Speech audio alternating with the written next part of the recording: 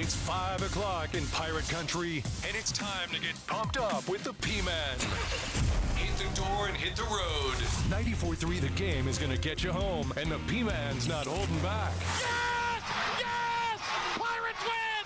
Pirates win! Bring on the Patrick Johnson Show on 94.3 The Game. Holy mackerel! Oh, my goodness! The flagship station of the ECU Pirates. Hail to the chief, right? Hail to, I don't know if I'd want the job. I don't think I would. I wouldn't, but I'm happy the man who's got it has it. Stick to sports, Pilk. Fill up the rep. Sorry. Pilkington. Sorry. It's all right. I got to celebrate at least once. There you go. Shorter show today.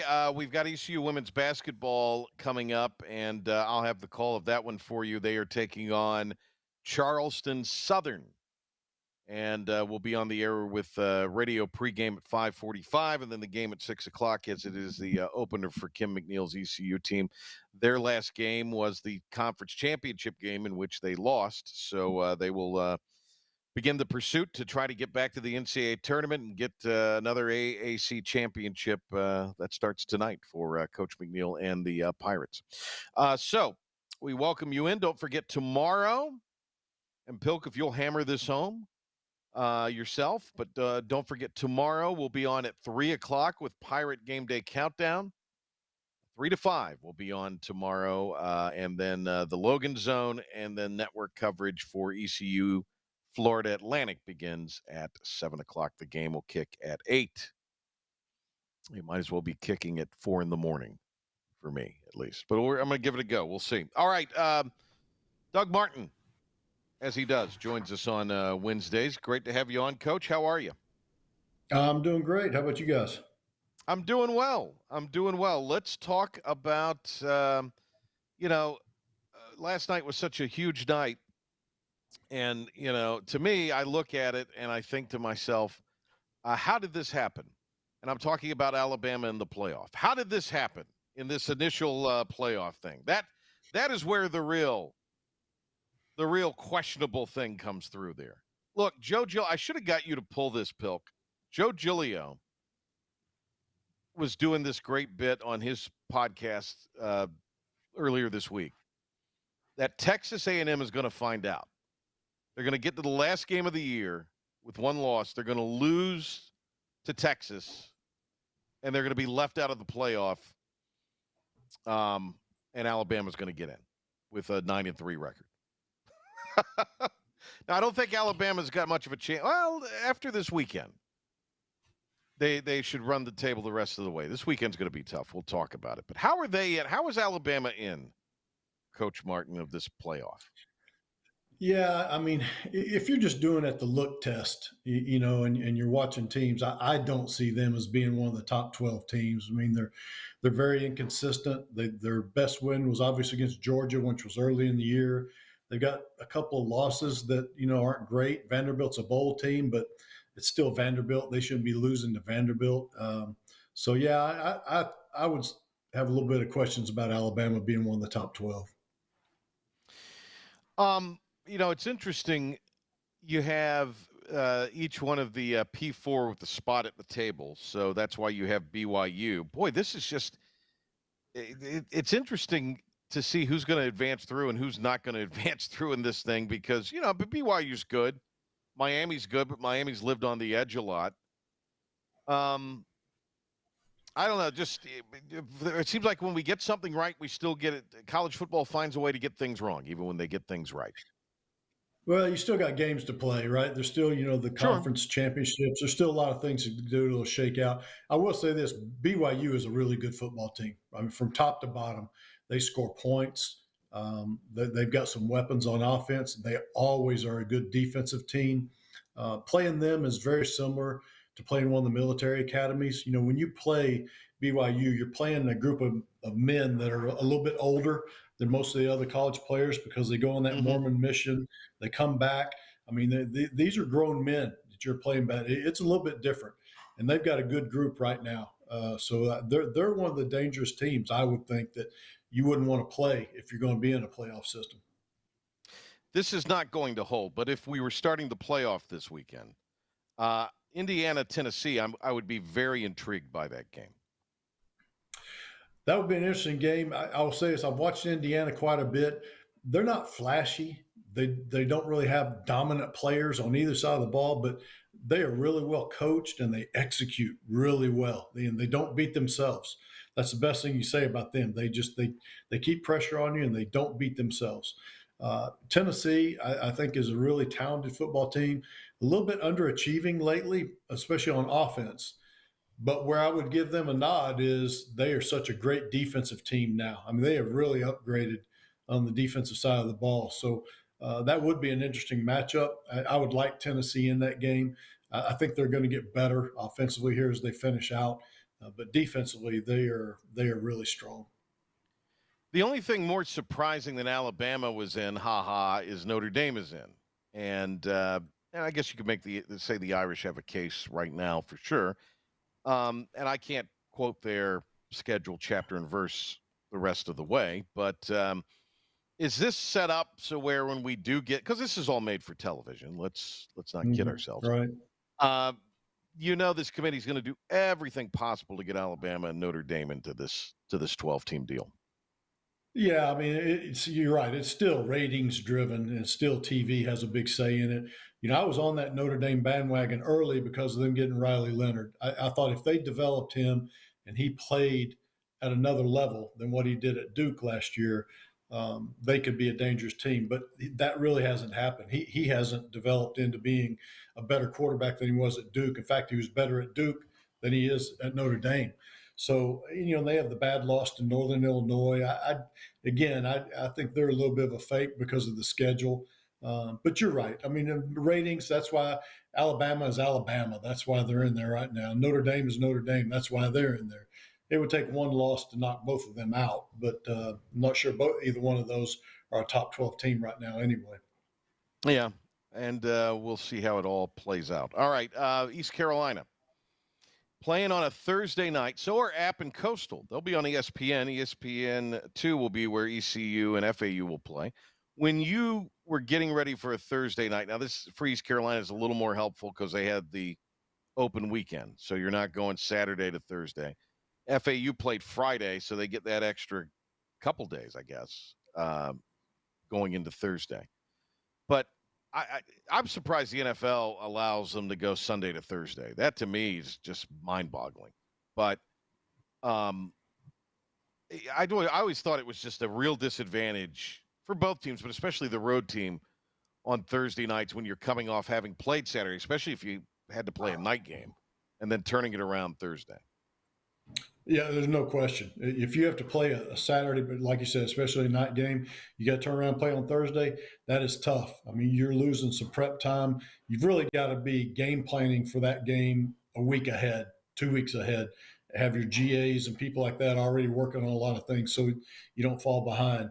The other thing that's difficult, Thursday night games, Patrick, I'm going to tell you what, when I was in East Carolina, we started playing those, and we didn't do very well. Especially at the home games on Thursday night. Okay. And we really had to go back and evaluate, why are we not playing well in these games? And we came up with a deal. We thought it was just too much to be sitting in a hotel all day Thursday and, the players get, lackadaisical, and then you try to go out and play and you just don't have your juice, So we actually got them up and had them go to class Thursday morning. So they're out moving around. We bring them back and have a walkthrough, and then we start playing better. So I think there is something to the road team having a little bit of an advantage in that vein. Okay. I guess it depends on where you are and how you're handling it. I don't know what East Carolina does. I don't know if they go to a hotel the night before and stay there, or if they let them go to class and get them up moving around. But those night games are hard. When I was playing at Kentucky, it was all night games because the horse racing is going on during the day, right? Right, yeah. It's hard sitting in that hotel all day, man, waiting to play. It is really difficult. You alluded to it a little bit from a coaching standpoint, but when you're on that short week like that, how much does what you would do in your routine to get yourself ready, never mind the players, just yourself ready with your game plan as a play caller, how did that dramatically change? Yeah, I hated looking at a game a week ahead as a play caller. I wanted to keep what was coming the next game just in my mind. So I would have, our graduate coaches, they would be doing all the preliminary work a week ahead of time. Probably have maybe one or two of the assistants on offense that would already go ahead and peek and see, let's go ahead and get a goal line package together. Let's make sure we have their blitz package all drawn up and ready to go. And so we just have those things worked out. But as a play caller, I did not start watching them until we had played the Saturday game or whatever it was before that. And what you've got to do is the game you just played, you got to put it away. Don't spend any time on it. Go to that Thursday night game right now. The very next day, you got to be working on that right now. You're not back looking at film. Yeah, you're not back looking at film of the previous one. You just don't have time. No, you don't have time, and the players don't have time. And you got to get them rested up. You get them ready to play again. You got to have the game plan ready. So there's not time for that. You just got to move to the next one.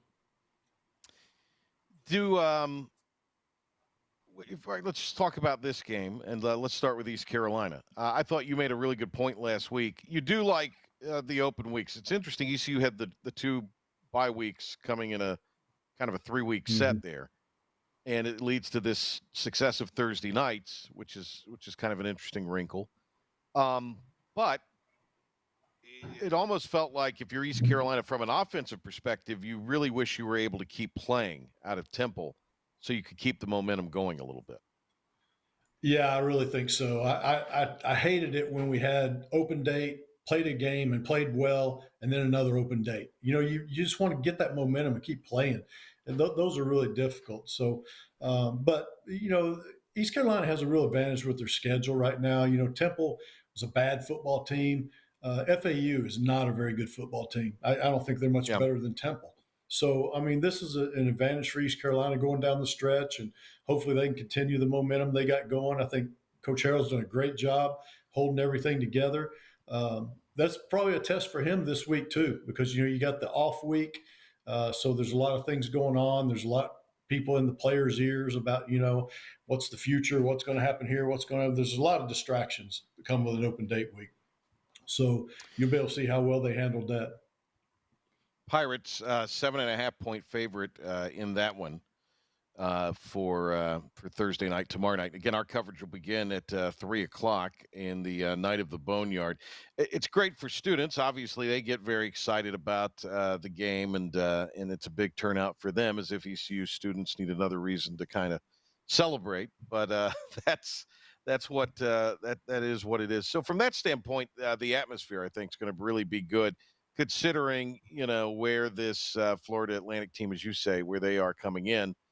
Are you a little surprised that it's been the sort of thing where FAU has struggled like they have coming into this year? You would think Tom Herman would, but I guess it's year 2. I don't know. It sort of seemed like that was a situation where you can swing, a cat by the tail and find talent down there in that part of the world. Well, yeah, you're right, and you can. I mean, there's all sorts of talent there in Florida, players everywhere, and they had some momentum going last year. I thought they looked like a good football team last year. They looked like one of those teams that maybe were going to take a step this year, and for whatever reason, it hasn't happened. Whether that was, I don't know, maybe that was some injuries that they had that disrupted things, or maybe they just didn't get the quality of play from the quarterback position that they thought they were going to get, or whatever it was. But it hasn't moved that way.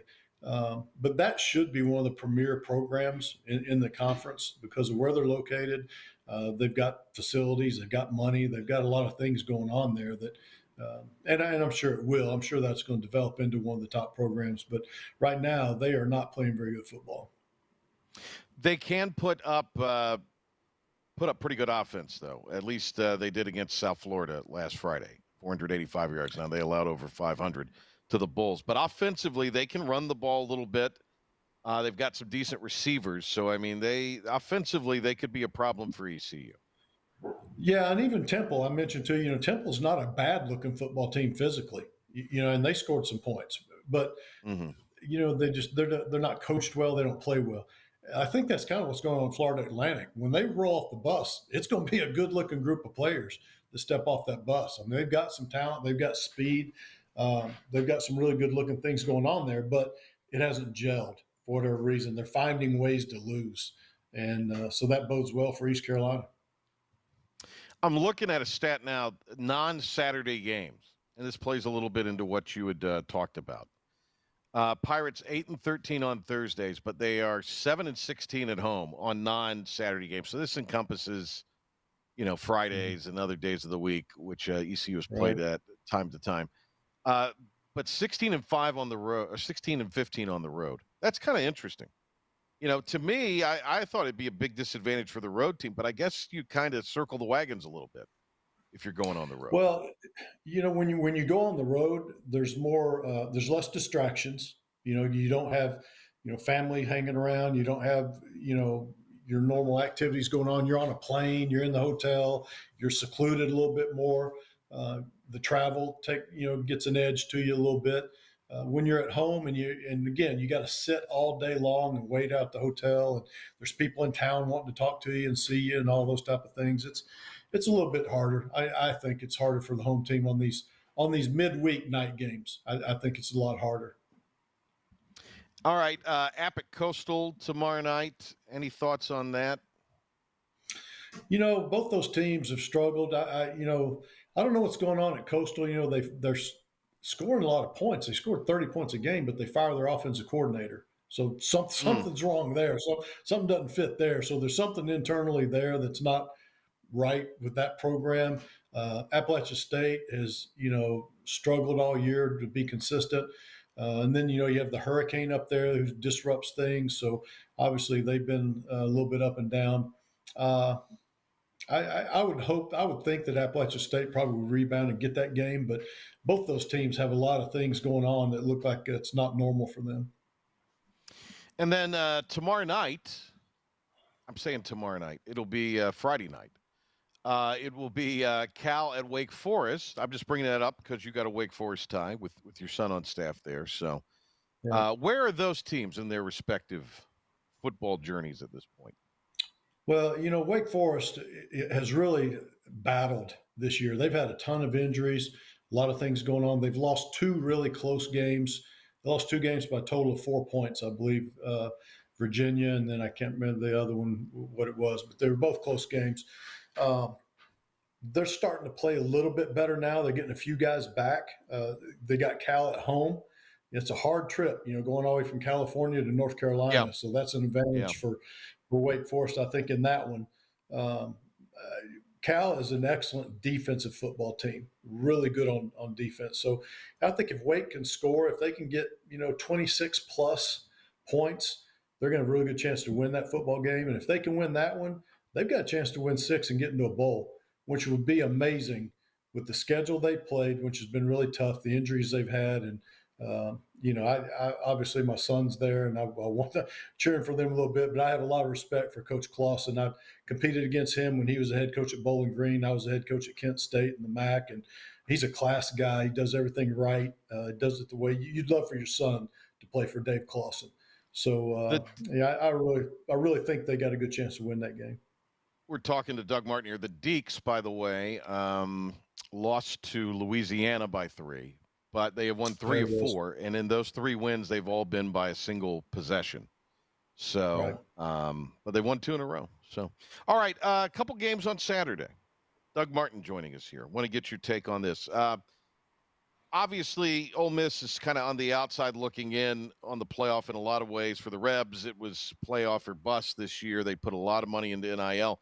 Georgia, who comes in second in the playoff seeding, and number 3 in the polls.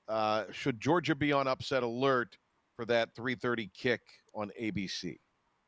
Yeah, I think it's going to come down to Georgia's offense. The quarterback has just been so up and down. Carson Beck, he was so consistent last year, and he's been anything but that this year. So you don't really know what you're going to get from him from one week to the next.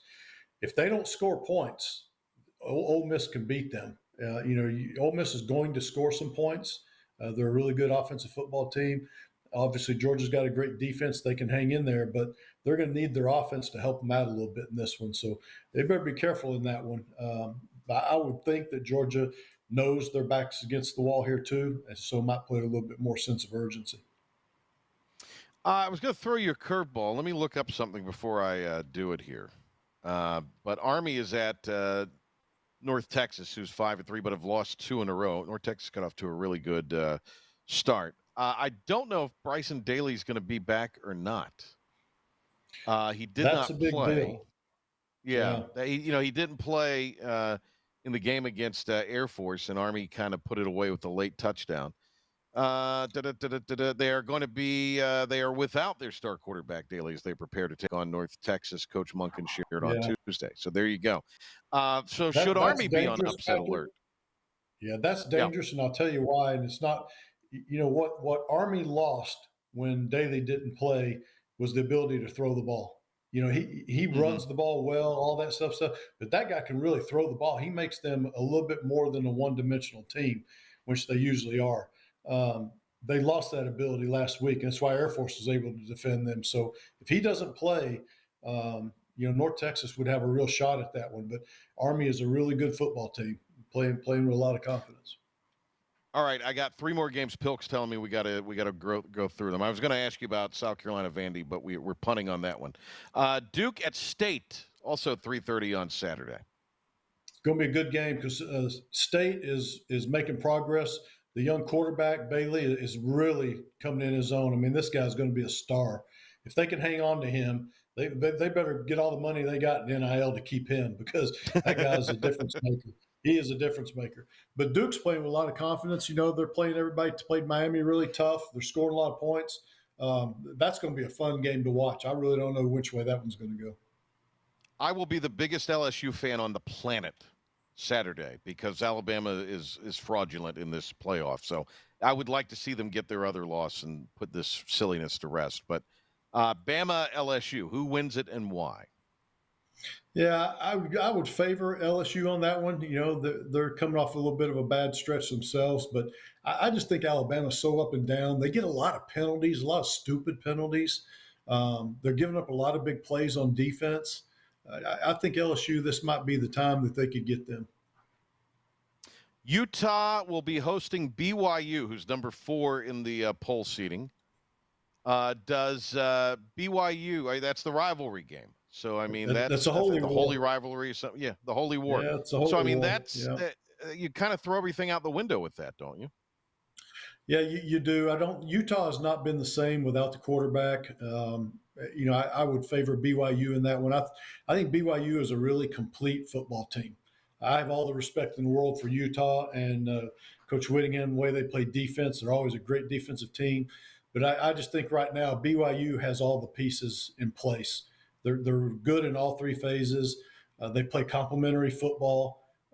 They don't beat themselves. Yeah, I think they could win a close game there. Coach, great to talk to you. We'll get you next week before the Pirates take on Tulsa. You have a great rest of the week. I appreciate it, guys. Enjoyed it. The great Doug Martin with us here. We're going to hit a break. Pilk will bring you an update when we come back and wrap up the show. I'm headed over to Minji's for the women's basketball season opener. Patrick Johnson Show. And don't forget, 3 o'clock tomorrow with Pirate Game Day Countdown here on 94.3 The Game and the IBX Media app.